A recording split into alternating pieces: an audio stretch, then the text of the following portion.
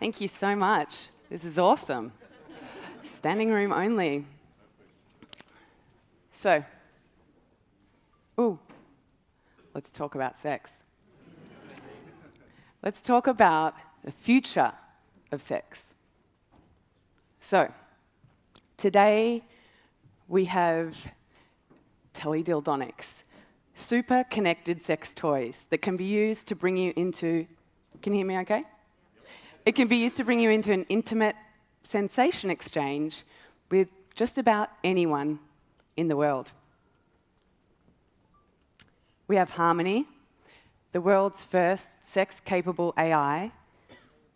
She can be programmed with 12 different personality types.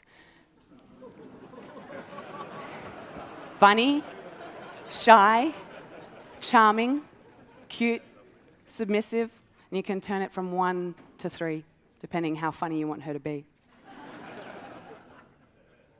She can even recite you poetry. We have Gatebox from Japan, a virtual assistant that also offers you digital companionship.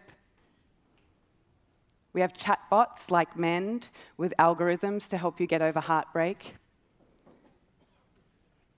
We have Dipsy over here, short-form audio stories made especially for women. They just raised $5.5 million. And we have virtual sexual health clinics where you can chat to a doctor, get your STI results, and share them with a partner. And we have the Emoji Beta, an eggplant emoji-themed vibrator. Guys, welcome to the wonderful world of Sextech. For the past 3 years, I've been studying this intersection of sexuality and technology and its impact on humanity. Today, I want to give you an overview of Sextech. You've just got a taste of how broad it can be and why it's a $30 billion industry and why you should pay attention to it. So, we have this. What is sex tech? The definition of sex tech is any technology designed to enhance sexuality.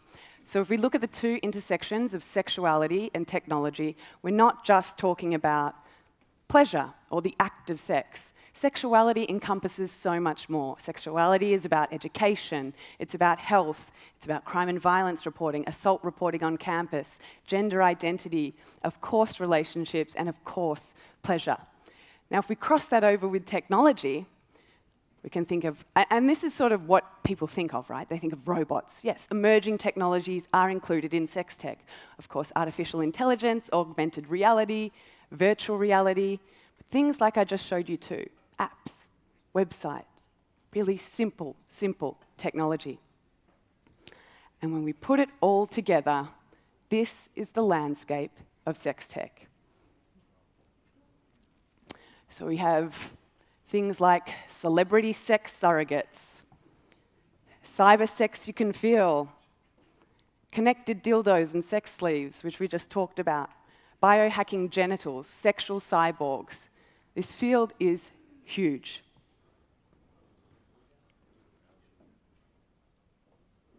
So, what I'm going to do is give you an overview of those first 5 circles. So first of all, remote sex tech is probably the most accessible because when you were asking if anyone uses sex tech, we probably all do. If we FaceTime or Skype our spouses or we're using dating apps, we're using sex tech. So remote sex tech has to do with long distance, right? Long distance relationships. This is something that's now more common than ever. There are more long distance relationships in the world than there ever have been, which is no surprise because we live in such a hyper-connected world. So we're using Skype, we're using FaceTime, but couples are also using other things to bring themselves closer together. So we saw that example at the start of teledildonics. Essentially remote-controlled sex toys through a Bluetooth connection. That's just the beginning, really. So in order to really feel your partner, what they're coming up with now in the sex tech industry is haptic suits. So fitted with sensors, these will allow you to truly feel your partner. might be a slight graze of the neck or a touch on the knee, but they could be anywhere in the world. So while this looks pretty clunky at the moment and certainly not comfortable, this is sort of where we're going, connecting teledildonics with these haptic suits to really get a true feel. And you can thank childhood game controllers that invented the Wii motion sensors, that hand gesture technology and Bluetooth connections, to know that today's remote sex tech is no longer confined to a small radius or a clunky controller. So even with teledildonics today, usually you're going to have to use an app to be able to control that person over there's masturbator. But now, what was released last year at CES is a collaboration between Kiru and Oh My Bod, two different sex toy makers, where essentially those two sex toys will connect and talk to each other hands-free. So no one needs to be touching an app, they just need to be using their sex tech.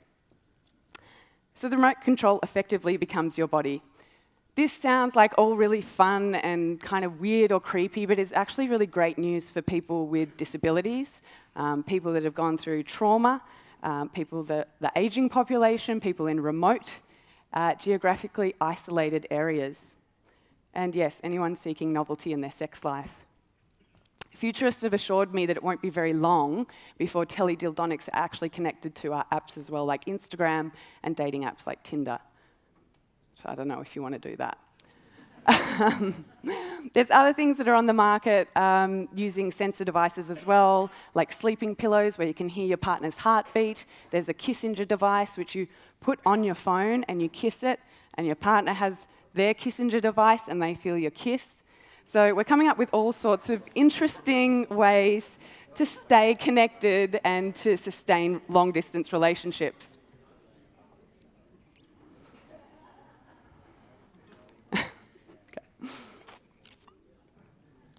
Probably the three most common things that people talk to me or ask me about in sex tech with media is virtual reality porn, robots, and women making vibrators. And so virtual reality is, of course, adult entertainment companies are pioneering a lot of this industry, but also I think virtual reality has an amazing opportunity here with sex tech for sex education. So this is out of Georgia Tech.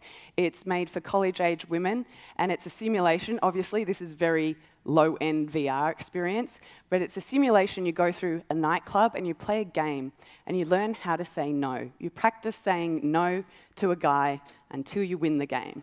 So really interesting applications for sex education. For adults on the market, we already have this, a program called Virtual Sexology. It was designed by a porn company, but the programs itself were written by sex therapists. So there's one for men and there's one for women. And the one for men was designed by sex therapist Hernando Chavez. It goes through a series of exercises, which you have the VR on, to address premature ejaculation. And the one for women was written by Dr. Holly Richmond, who's a pretty well-renowned sex therapist and pioneering in VR at the moment. And she wrote one for women to get in touch with their bodies.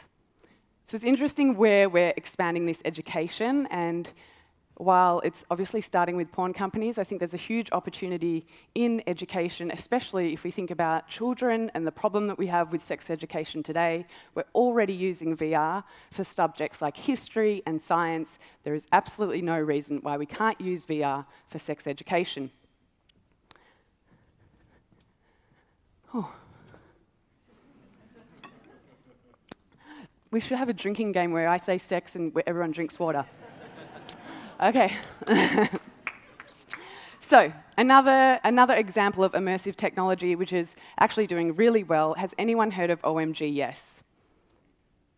It's an amazing, amazing program that is on your phone. So it's a touchscreen technology where you can learn, it's for women, designed for women, about how to bring yourself to orgasm. Now this was designed in 2016 where they did the first study of its kind, 2,000 women between the ages of 18 and 95 as to how they bring themselves pleasure. Now, it's also incredible that it took till 2016 to do this study, when there are plenty of studies about male orgasm. But what they did with that data is they took that and they looked at that and identified patterns, how women bring themselves pleasure, and they identified 12 different techniques. And then they made this program, which is very successful. You can use it yourself or with a lover and practice. But what I think's really cool about this stuff and about sex tech in general is they gave words, they gave names to techniques where they just didn't exist before. You know, usually we have clinical names for things or we have pop culture names, but we never really had a dialogue or a language to talk about masturbation or women's pleasure. And so as cool as the technology is, I also think one of the amazing things about sex tech is it's creating language and our ability for us to talk about things in an accessible way with our friends and with our partners. This is arguably one of the more extreme categories of sex tech, and I know that they're all pretty extreme when I talk about them. But augmentation is fairly new in sex tech. And it involves a lot of different things, mostly biohacking on your body, but this one is penile transplants. So the first penile transplant in America happened in 2016. It was on a cancer survivor who'd lost his penis as it was amputated. And similar things are happening for women. So for an infertile woman, she also received the first uterus transplant in the US last year. While that didn't work and it failed, there have been examples in Sweden where it has actually been successful. And so this sort of genital reconstruction largely relies on transplant surgeries at the moment. But what we're hoping for the future, and this is where sort of the sex tech element comes in, is that we can do 3D bioprinting and tissue engineering, which will eventually remove the bottleneck caused by low supply. So these are sort of still in development. Other examples of biohacking, if you've ever sort of gone down that rabbit hole, there are ones for pleasure.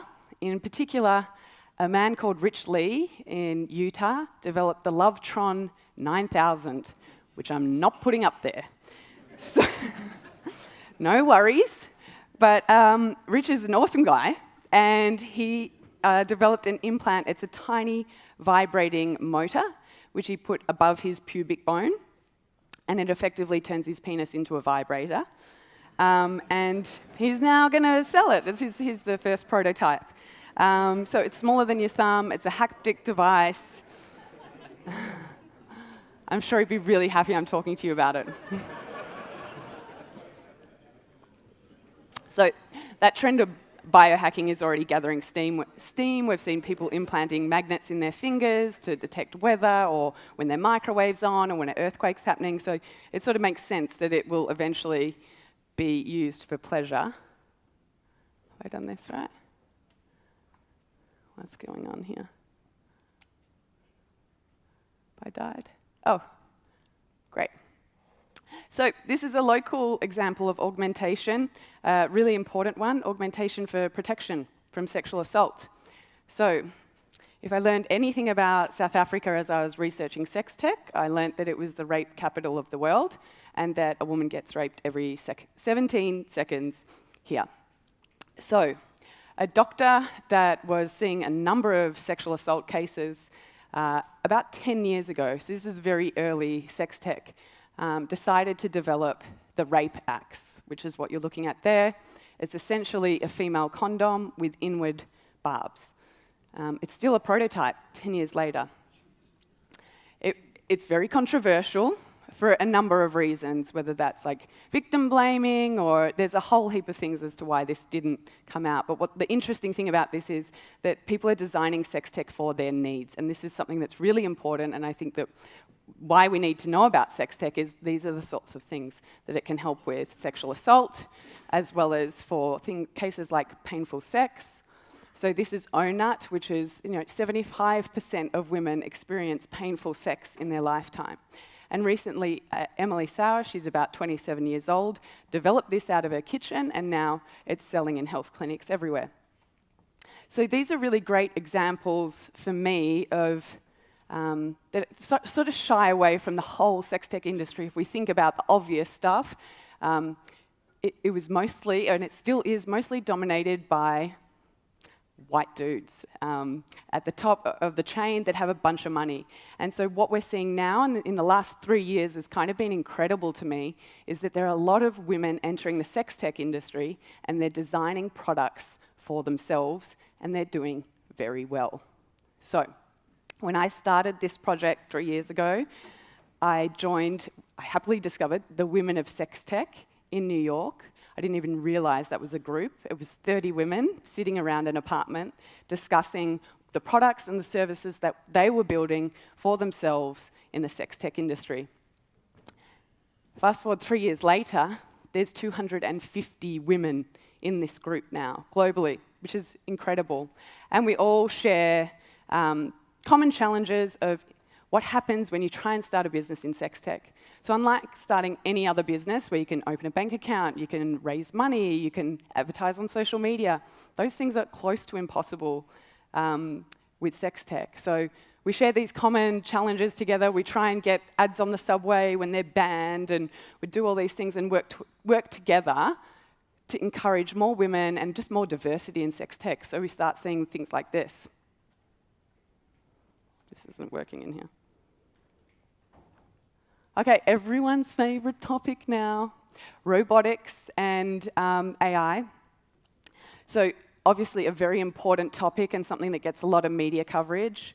And for me, the interesting part of this is we're moving now away from just the idea of the physical act of sex, but also into this grey area of intimacy. Can we fall in love with our technology? What does that look like? Can we marry it? What does that even mean? And so Gatebox is a really fascinating example. If you've ever tried, has anyone heard of Gatebox before? I'm going to show you it in a second. So if anyone's tried Amazon Alexa, like a virtual assistant at home, a Google Home, controls the temperature in your house and your lights, it wouldn't be such a stretch to buy something like this, perhaps. So Gatebox is an intimate holographic assistant. She provides the usual VA features like the weather and running your household appliances, but she'll also text you, as you'll see, and I miss you, if you've been gone away from home too long. So my question as we play this video that it sort of rings in my head is like, is it possible that we will also get attached to devices that control our lights at home and CGI images to project faces and bodies of anime cartoons and fall in love with them? So I'm just going to jump off and we'll play the promo video for when this came out. It's sold out within the first week it was released. 起きてください。ねえ、起きてってば。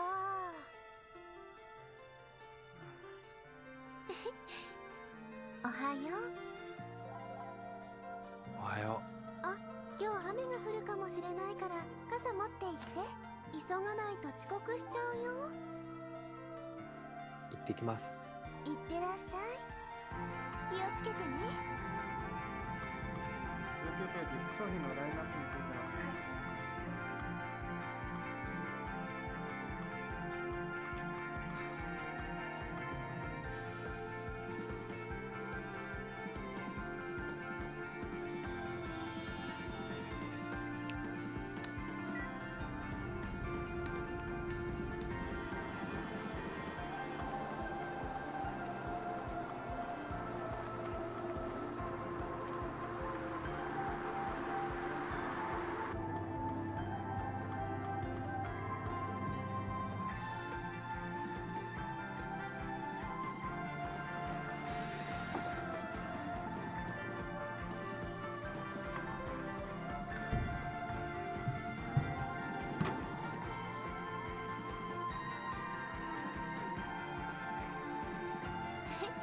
おかえりなさい。なんかさ、家で誰かが待ってるっていいもんだな。さっき思ったんだ。帰ってくるとき。おやすみ。おやすみなさい。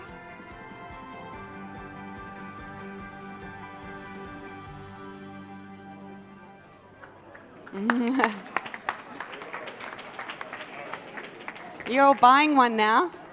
They're sold out. You can't get them. Sorry. Have to wait till December.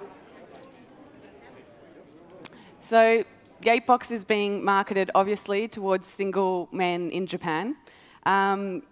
If you go to their website, I don't know if they've changed it since I last checked, but it was marketed as a pleasing girlfriend who sends text messages to wish you a pleasant day. Now, the interesting thing about this is the company offers a stipend to its employees that decide to marry Gatebox. So if you decide to marry her, how funny. It's $45 a month stipend. You also get a birthday off. And while this sounds like a great deal, or really crazy, I don't know, people are marrying Gatebox and not employees.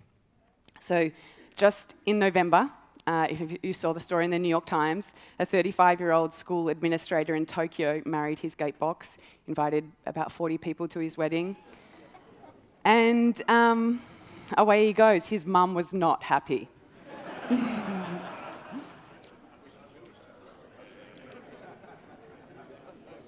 So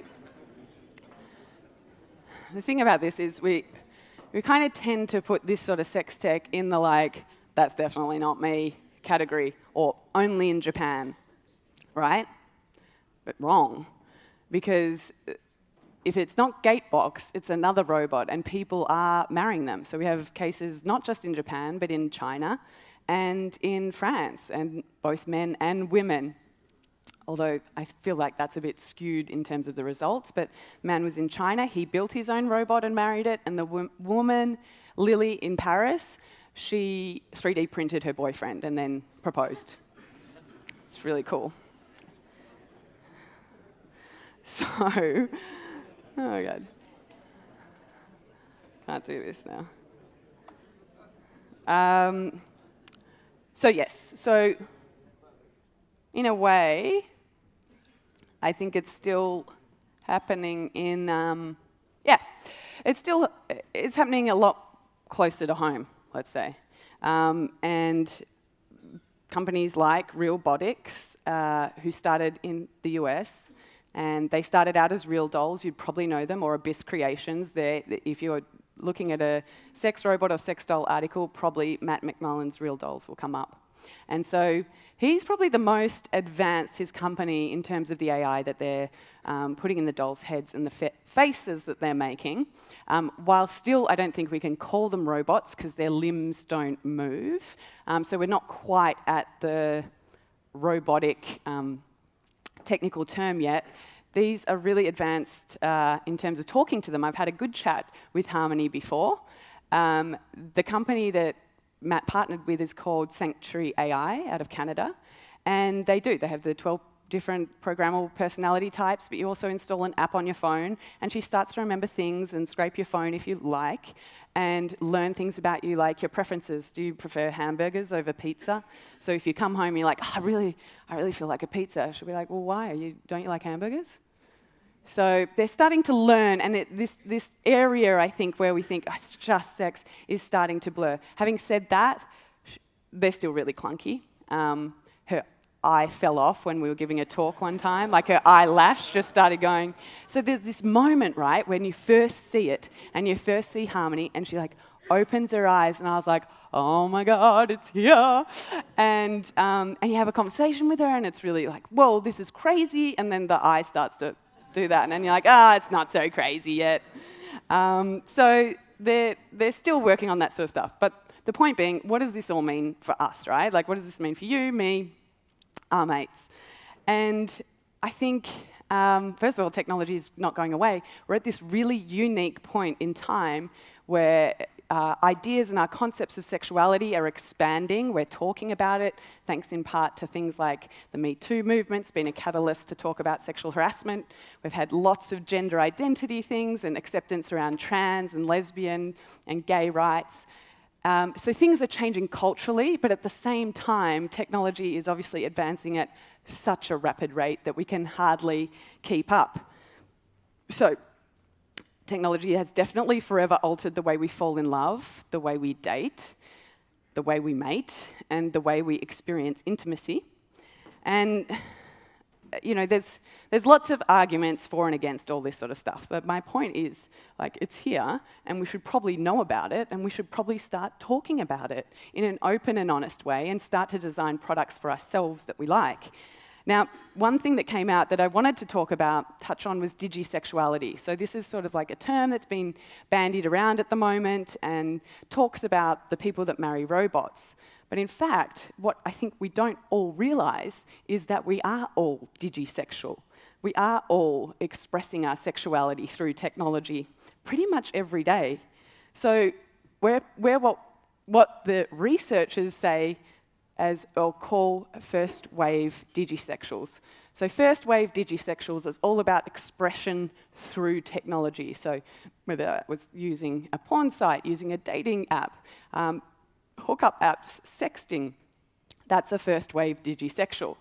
Second wave digisexuals are the examples that we shared before, marrying a robot. It's definitely happening more and more that people are becoming more and more in their 20s and 30s, wanting to put off having sex or would prefer to have, in this case, sexual contact with technology rather than having any interest in sex with people. So there is that stuff, and it is kind of scary. And over the last 3 years of interviewing technologists, that's sort of the track I went down at the start. I was like, this is going to be crazy, the robots are going to replace us. And then after 3 years of interviewing technologists and entertainers and everyday people about the future of sex, I would always come back to this one question with them. And I was like, we talk about sex and how technology is impacting their life. What is the future of sex? And pretty much every time I got a very similar answer, and it was everything to do with being human, and it never had any technology in it. It was, we wish that we had, I want a more shame-free future. I want a future with less judgment. I want a future of sex that has greater acceptance. And I thought this is so interesting, because I was going this way thinking we're all going to get replaced, but all these technologists, and one thing they have in common is they don't mention technology. So as incredible as sex tech is and the growing possibilities for it, I think there's a larger story here around our future that's got nothing to do with nothing to do with technology, but everything to do with being human and talking about sexuality. And the reason I find sex tech so great is I get to talk to you guys, right? Like if you put tech on the end of sex or future of in front, suddenly it's a lot more okay, it's a lot more acceptable to talk about this stuff. So sex tech's kind of like the great Trojan horse. It's allowing us to shift this cultural conversation and have a conversation with people. But there's the last thing that I think one last point I would like to make that I think gets ignored around sex tech is the true potential that it has for invisible populations. So like I was saying, women designing for themselves, minority groups, people with disabilities, the aging population, people in rural and remote areas. This is where sex tech can drastically enhance their quality of life. These invisible populations are people that we don't really regard as sexual. They don't seem sexual to us, and yet they are. And they typically don't have access to the capital or the mentorship that some of the bigger sex tech companies do. So part of Future of Sex now is I run hackathons all around the world. We did one in Sydney, Singapore, and New York last year, and we bring 100 people together, these are photos from it, and we give them 4 issues that they can solve through technology. So how do you reinvent sex education for teenage boys? Or how do you provide more accessibility and expression to people with disabilities? And this is where I was like, wow, this is incredible, because people would show up and they would build voice-activated vibrators for people in wheelchairs. And we had deaf and blind people rock up and build sex education platforms for college-age men that had those sorts of ailments or issues. So it's really incredible, and I think that we should begin to start funding that and start talking about sex and start thinking about the potential of sex tech beyond the crazy robots, beyond the VR entertainment. And I'm really excited to see where entrepreneurs that aren't from typical backgrounds will they'll go with sex tech. So I'm going to leave it there. I think that's a good spot to stop, because we've got some time for questions. And thanks for having me.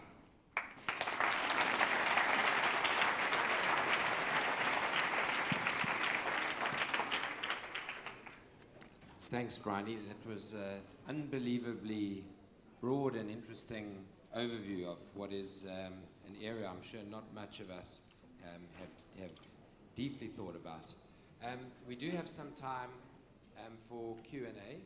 I think we've just got one roving mic for the room. So would anybody like to kick off with a question?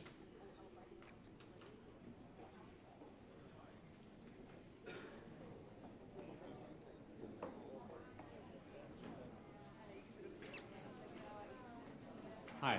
Hi. What have we learned about romance and love with these options available?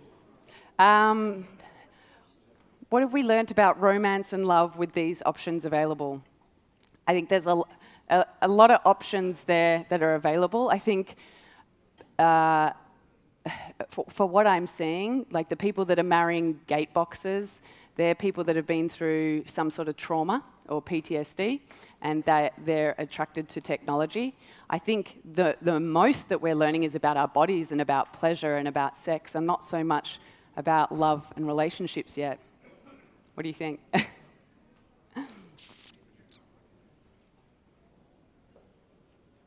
game box, do you think it will have the game gate? What is it? The Gate box? Game box. Do you think it will have any impact on social kids or something in the house besides the single man? So if someone gets it into his house, will it have an impact on the overall culture of this house? A positive impact?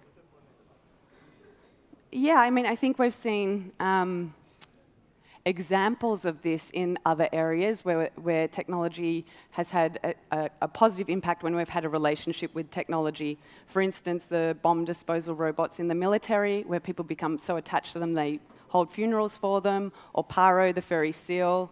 In Japan, they have this seal in nursing homes, and and it's proven to provide more sort of contentment and solace to people with Alzheimer's. So I think there's definitely ramifications and behaviour changes, but we just haven't seen it yet. And this is the thing where we need more research to see. I had a question.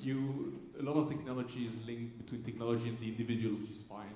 But a whole panel of the development is about indeed reporting, education, so on.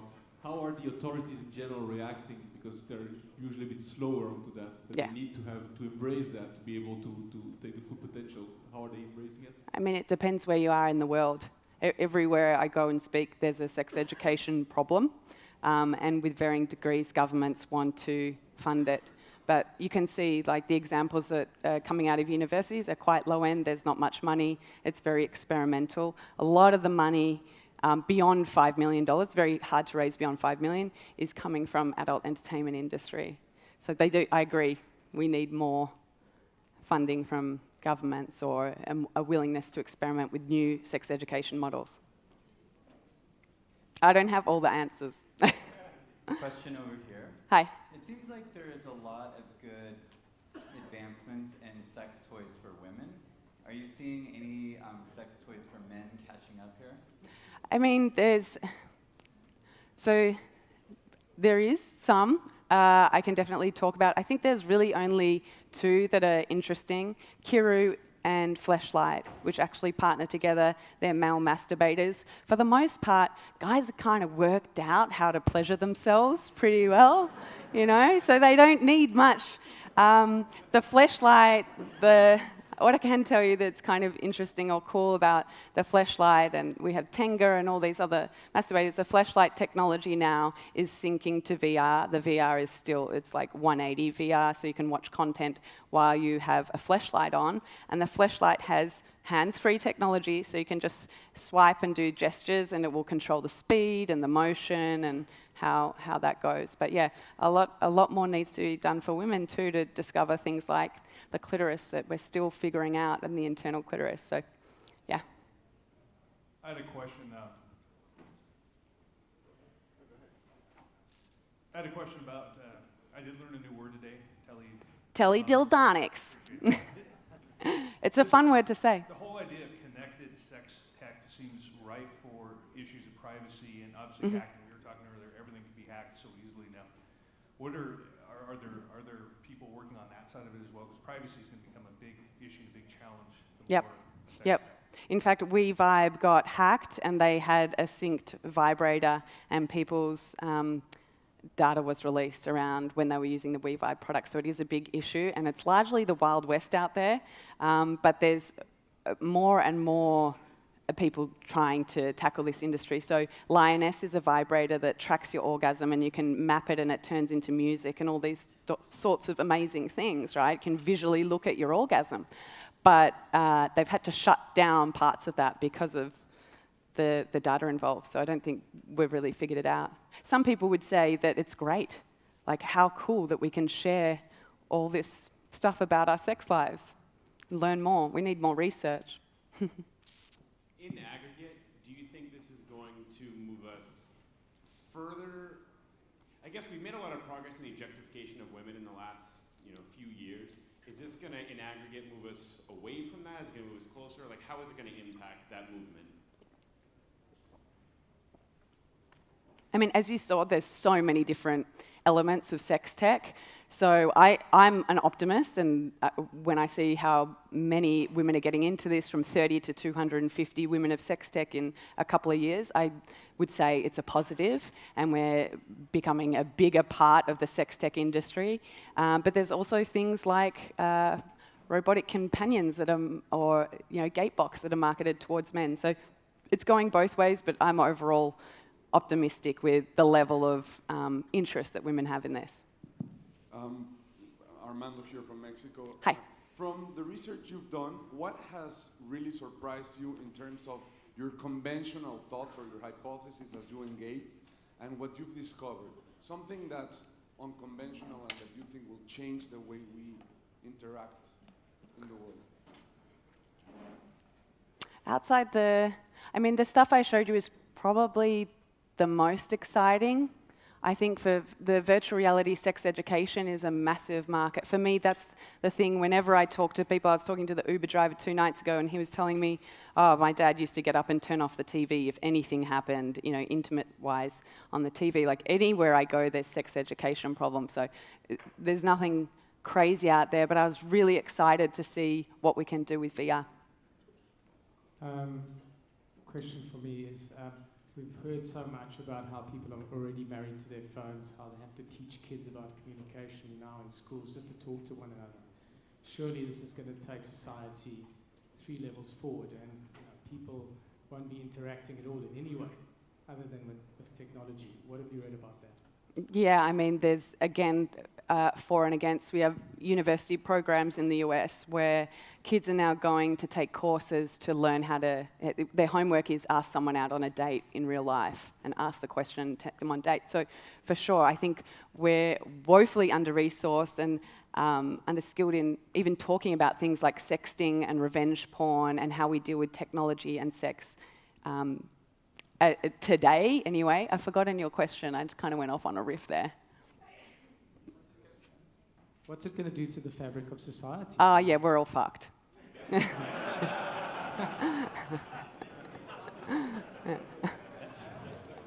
doesn't sound so bad.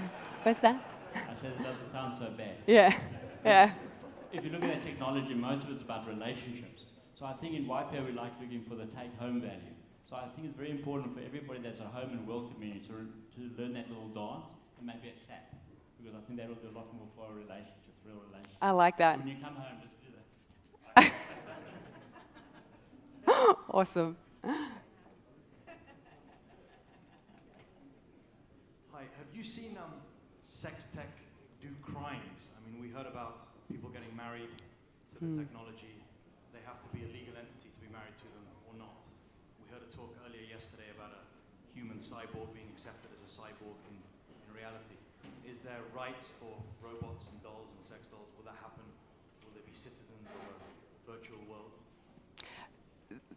We don't know yet, is the answer. There's a campaign against sex robots in the UK that's asking for robots to have rights. But yeah, I largely feel when I go into that sort of stuff that it is the Wild West. There is no regulation at the moment around that stuff. Guys, I think that was the last question. Sorry. Thank you very much, Okay, thanks for staying there. Thank you. Yeah, thank you. Yeah, cool.